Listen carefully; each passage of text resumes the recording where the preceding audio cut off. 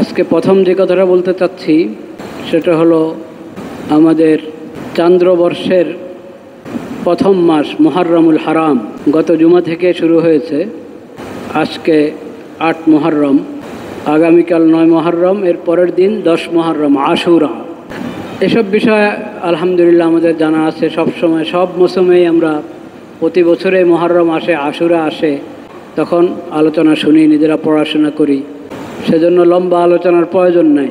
হায় আল্লাহ, এই মাসটা শুরু হচ্ছে, এই বর্ষটা শুরু হচ্ছে, এই শুরুটা যেন শান্তির সঙ্গে হয়, ঈমানের সঙ্গে হয়, নিরাপত্তা এবং ঈমান, শান্তি এবং ইসলাম এর সঙ্গে যাতে আমাদের এই মাস, এই বর্ষ শুরু হয়।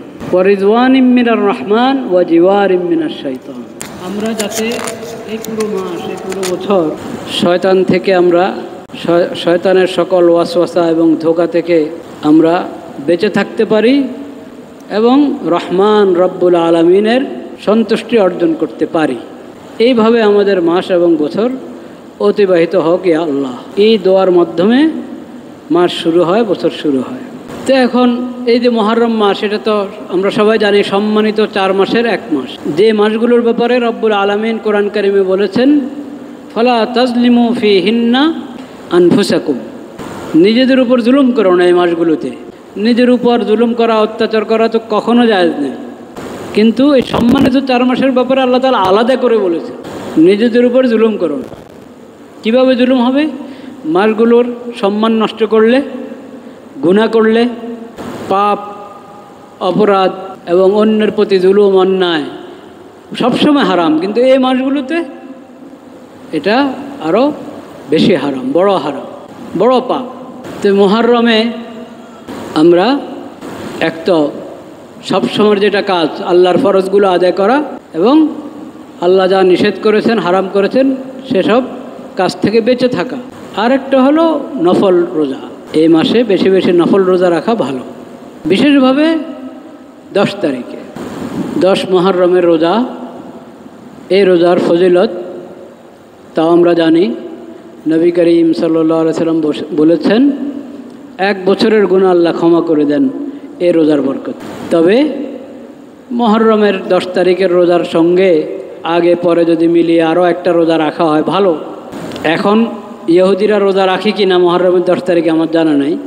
একসময় তারা মুহররমের 10 তারিখে রোজা রাখত। নবীজির সময় মদিনাতে যে ইহুদিরা ছিল তারা মুহররমের 10 তারিখে রোজা রাখত, কারণ মুহররমের 10 তারিখে অনেক ঐতিহাসিক ঘটনা ঘটেছে। একটা তো মানুষ বানিয়ে অনেক কথা বলে, ওগুলো তো ঠিক না, কিন্তু কিছু ঐতিহাসিক ঘটনা আছে। একটা হলো মুসা আলাইহিস সালামকে এবং বনি ইসরায়েলকে আল্লাহ তাআলা ফেরাউনের জুলুম থেকে, নির্যাতন থেকে রক্ষা করেছেন, এবং এই দিন ফেরাউন তার সঙ্গে আরও যত জালেম বাহিনী আছে সবাইকে আল্লাহ তাআলা সমুদ্রে ডুবিয়ে মেরেছেন। এই নেয়ামতের শকর হিসাবে তারাও রোজা রাখত। অনেক সময় মানুষ নিজের ধর্মের সামান্য কিছু ধরে রাখে, মৌলিক বিষয়ের খবর নেই, ছোট ছোট বিষয়। তো এখন রোজা, ওই দিনের রোজার মাধ্যমে শকর আদায় করা, এটা একটা ছিল তাদের মধ্যে, এখনও হয়তো আছে কিনা জানি না। নবী করিম সাল্লাল্লাহু আলাইহি ওয়াসাল্লাম বলেছেন, তোমরা মুসা আলাইহিস সালামের প্রতি, তার সাহাবীদের প্রতি আল্লাহর মেহেরবানি হয়েছে, এটা শকর আদায় করার হক আমরা বেশি রাখি। কারণ মুসা আলাইহিস সালাম তাওহীদের দ্বীনের উপরে ছিলেন, আমরা তাওহীদের দ্বীনের উপর।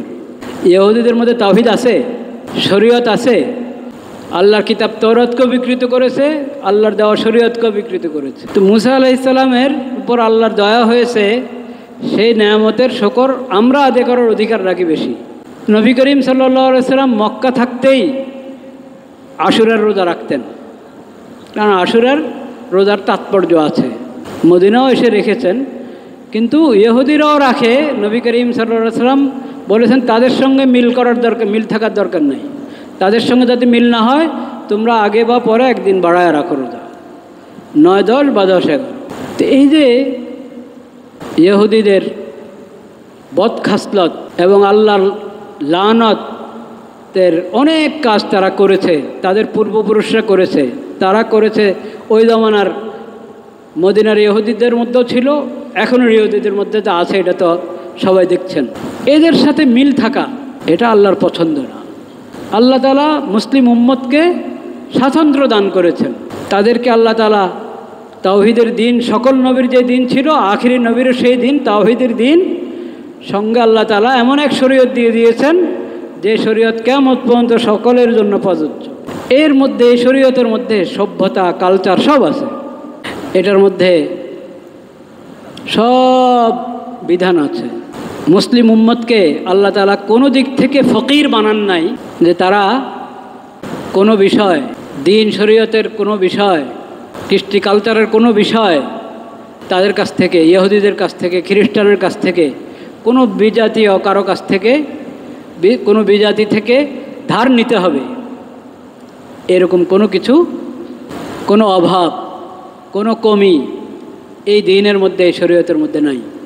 মুসলিম দেশের যে সরকাররা মনে করে যে মুসলিম উম্মতের শাসন কার্যের জন্য বিজাতিদের থেকে ধার নিতে হবে, পশ্চিমাদের থেকে ধার নিতে হবে, তারা ইসলাম সম্পর্কে কিচ্ছুই জানে না, বা ইসলামের উপর তাদের আস্থা নাই। দুটার একটা। আপনি আল্লাহর শুকর আদায় করবো আমরা। নবীজি বলছেন শুকর আদায় করো এভাবে যাতে তাদের সাথে তোমাদের মিল না হয়। আল্লাহ এই উম্মতকে স্বাতন্ত্র্য দান করেছেন। বেশভূষা বলেন, আমাদের নিজস্ব বেশভূষা আছে। এবাদতের মধ্যে যেমন আমাদেরকে আল্লাহ বিধান দিয়েছেন, লেনদেনের ক্ষেত্রেও বিধান দিয়েছেন।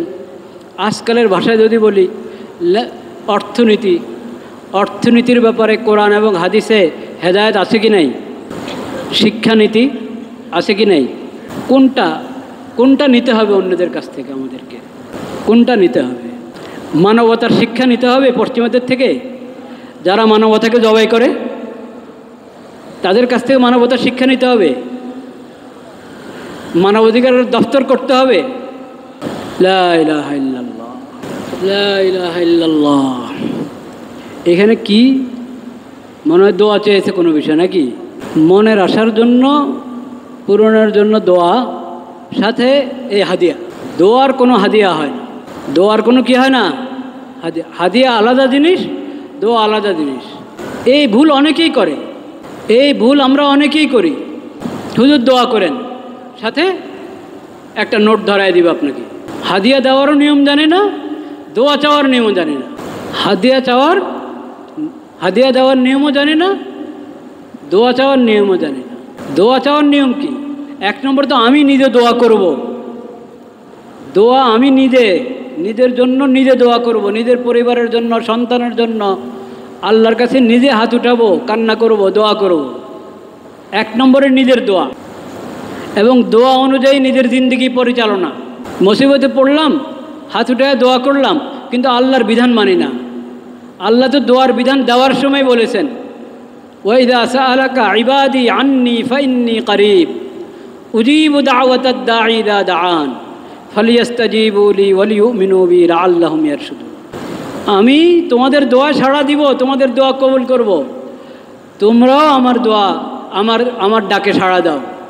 আমি যে তোমাদেরকে বিধান দিয়েছি, ইয়া আইয়ুহাল্লাযীনা আমানু, হে ঈমানদারগণ, হে আমার বান্দারা, এইভাবে আমি কোরআনে তোমাদেরকে ডেকে ডেকে বলেছি না বলি নাই? বলেছি। এই আমল করো এবং এই পাপ ছাড়ো, তোমরা আমার ডাকে সাড়া দাও, আমিও তোমাদের দোয়া কবুল করব। এখন একতরফা কারবার। আমরাই খালি আল্লাহকে দোয়া করব আর আল্লাহ আমাদের দোয়া শুনতে থাকবেন, আল্লাহর ডাকে আমাদের সাড়া দিতে হবে না। নাউজুবিল্লাহ। এই একতরফা কারবার চলে না। নিজের দোয়া নিজে করতে হবে এবং আল্লাহর ডাকে সাড়া দিতে হবে। 3 নম্বরে হলো আপনি কারো কাছে দোয়া চাবেন, হুজুর আমার জন্য একটু দোয়া করেন, ভাই আমার জন্য একটু দোয়া করেন। আমাদের নবীজি সাল্লাল্লাহু আলাইহি ওয়াসাল্লাম দোয়া চেয়েছেন। ওমর রাদিয়াল্লাহু তাআলা উমরা যাচ্ছিলেন, সেই ঘটনা। নবী সাল্লাল্লাহু আলাইহি ওয়াসাল্লাম বলেছেন, আমাকে তোমার দোয়া আমাকে স্মরণ রাখবে। এটা হলো দোয়ার বিষয়। হাদিয়া এটা সম্পূর্ণ আলাদা। হাদিয়া দিবেন, হাদিয়া মোহাব্বতের জন্য, ইকরাম হিসাবে দেওয়া হয় একজনকে, মোহাব্বতের দাবিতে। এটা সদকা না। সদকা আর হাদিয়া এক জিনিস না। সদকা আলাদা, হাদিয়া আলাদা। হাদিয়া এটা মোহাব্বতের ভিত্তিতে, ইকরামের জন্য পেশ করা হয়। আপনি হাদিয়া দিয়ে যদি মনে করেন যে আমি করুণা করলাম, তার প্রতি দয়া করলাম, এটা কখনো হাদিয়া হলো না। ওটা তো সৎকার ইয়েতেও পড়ে না, ওটা তো সৎকার মধ্যেও এটা চলে না যে আমি দয়া করছি তার প্রতি, এহসান করছি। কাসেম নানতুবি রহমতুল্লাহ বলেছেন, দারুল উলুম দেওবন্দের প্রতিষ্ঠাতাদের অন্যতম কাসেম নানতুবি রহমতুল্লাহ বলেছেন, আমরা মানুষের হাদিয়া গ্রহণ করি যে মোহাব্বতের সাথে হাদিয়া দেয়, তার হাদিয়া গ্রহণ করি। যে মনে করো যে হাদিয়া দিয়ে দয়া করতেছে, এহসান করতেছে, সেটা আমরা গ্রহণ করি না। ওই কাসেম নানতুবির ঘটনা, টাকার বস্তা নিয়ে এসেছে একজন, হুজুর মেহরবানি করে গ্রহণ করেন। না, আমার কোনো জরুরত নেই হুজুর, আপনি অনেক বলার পর যখন তাহলে আপনি আশেপাশে আপনার কত মানুষ আছে তাদেরকে আপনি দিয়ে দেন। তুমি দিয়ে দাও, আমাকে দিয়ে কাজ নিবা কেন? তুমি দিয়ে দাও। নিলে না, সে হজরতের জুতার মধ্যে ঢুকায় দিছে, জুতাতে, হজরতের জুতাতে ঢুকায় দিছে। তো হজরত জুতা পরবেন কীভাবে? জুতা পরার জন্য জুতা নাড়া দিয়েছেন, জুতা থেকে ওগুলো পড়েছে, হজরত ধরেন নাই। তো ওই লোক তো দিয়ে চলেই গেছে, ঠিক আছে দিয়ে দাও, চারপাশে অসহায় গরিব যারা আছে তাদেরকে বন্টন করে দিয়ে দাও। কিন্তু আরেকজনে 5 রুপি দিল, সেটা গ্রহণ করেছেন, সেটা গ্রহণ করেছেন। লাখ টাকা গ্রহণ করেন নাই, কিন্তু 5 রুপি গ্রহণ করেছেন, 1 রুপি গ্রহণ করেছেন।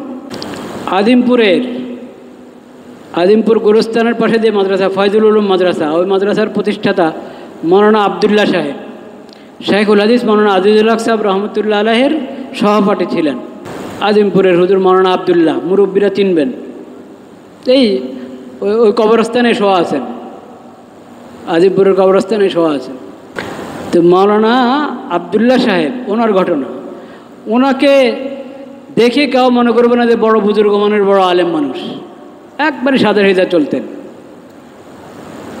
এমন শাইখুল হাদিস সাহেবের সহপাঠী, ভালো আলেম ছিলেন, ভালো বুজুর্গ ছিলেন, বড় বুজুর্গ ছিলেন, কিন্তু প্রসিদ্ধি ছিল না। শাইখুল হাদিস সাহেবের দুনিয়া চিনে, ওনাকে কয়জনে চিনত?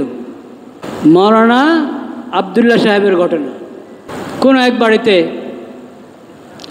আমাদের দেশে তো এখনও ওই প্রচলন অনেক, হুজুরদেরকে স্মরণ করে দোয়ার জন্য, হুজুরদেরকে স্মরণ করে কি দোয়ার জন্য, ইমাম সাহেবকে, খতিব সাহেবকে দোয়ার জন্য স্মরণ করে। ওনাদের কাছ থেকে দোয়াই তো নিবে, আর কি নিবে? ওনাদের কাছ থেকে দোয়া নেওয়া ছাড়া আর কি নিবে? পানি পড়া নিবে আর দোয়া নিবে, এই তো। এখানে অনেক পানি পড়া দিতে হয় আমাকে।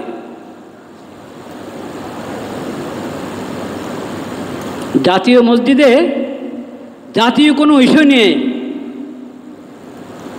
কেউ আসে না, জাতীয় মসজিদ, কিন্তু জাতীয় কোনো ইস্যু নিয়ে এখানে কোরআন সুন্নাহর আলোকে, শরীয়তের আলোকে এই বিষয়ে আমাদেরকে গাইড দেন, এই কথা বলার জন্য এখানে কেউ আসে না, পানি পড়ার জন্য আসে।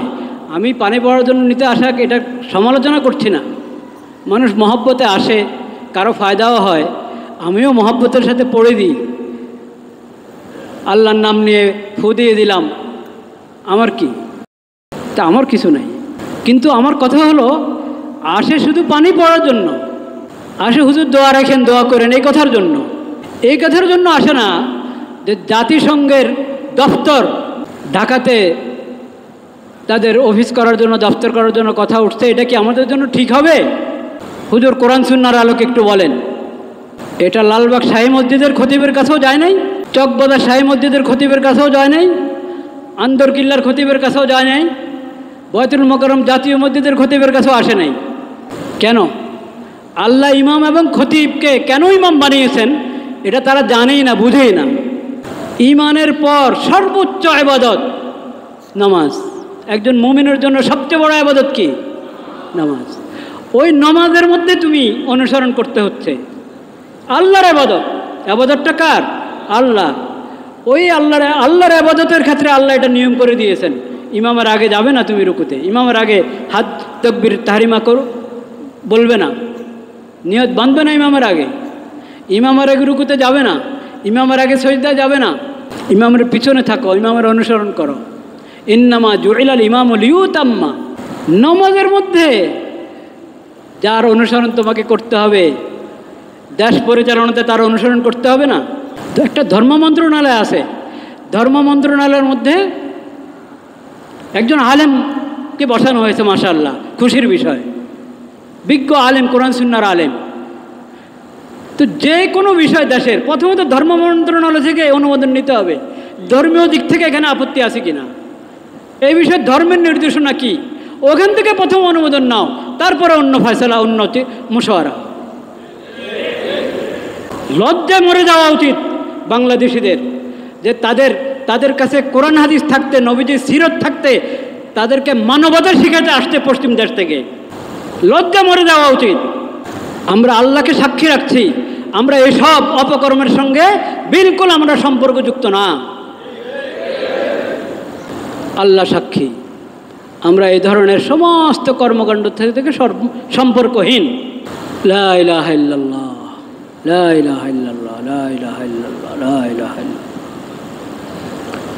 লা ইলাহা ইল্লাল্লাহ মুহাম্মাদুর রাসূলুল্লাহ, লা ইলাহা ইল্লাল্লাহ।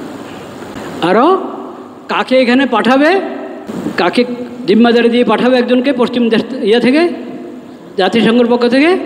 আবাসিক সমন্বয়কারী। ওই আবাসিক সমন্বয়কারী কি জানেন? সমকামী। বলেন নাউজুবিল্লাহ। তো এখন ওখান থেকে প্রস্তাব পাঠানো হয়েছে, এখান থেকে হ্যাঁ বলতে আর কতক্ষণ লাগবে আল্লাহ জানেন। যদি বিবেক থাকে, যদি বর্তমান সরকার ভালোই তো করছিল, অনেক কাজ তো ভালোই করছিল, সুন্দর করছিল, এই শেষ সময় যদি নিজের ইজ্জত রেখে যেতে চায়, তাহলে তাদেরকে এই দপ্তর এর ফয়সালা উদ্রোহ করতে হবে এবং এই ধরনের এই বিকৃত মস্তিষ্ক লোকদেরকে, বেহায়া বেলাদা লোকদেরকে এই দেশে আসার অনুমতি দেওয়া থেকে বিরত থাকতে হবে। শেষ সময় নির্বাচনের ঘোষণা করে এখন নিজের ইজ্জত নষ্ট করবেন আপনারা? এইসব হারাম কাজ অন্তর্বর্তীকালীন সরকার করুক তাও হারাম, নির্বাচিত সরকার করুক তাও হারাম, যেই করুক এসব কাজ হারাম। ঈমান রক্ষা করো, ঈমান রক্ষা করো, চরিত্র রক্ষা করো। ঈমান বিনষ্টকারী, চরিত্র বিনষ্টকারী, আখলাক বিনষ্টকারী কোনো কিছুর অনুমোদন এই দেশে চলতে পারে না। এটা তাওহীদের জমিন। আল্লাহ তাআলা হেফাজত করেন। ওয়া আখিরু দাওয়ানা আলহামদুলিল্লাহি রাব্বিল